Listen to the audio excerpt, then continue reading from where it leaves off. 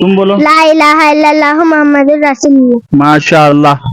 अच्छा, अकाइद का इल्म है? अकाइद मालूम है? मालूम है। बोलो, अकीदा की अकाइद किसे कहते हैं? अकाइद आदमी जिन दीनी बातों पर दिल से यकीन आता है उसको अकाइद कहते हैं। माशाअल्लाह माशाअल्लाह। तुम्हें भी अकाइद मालूम है? मालूम है।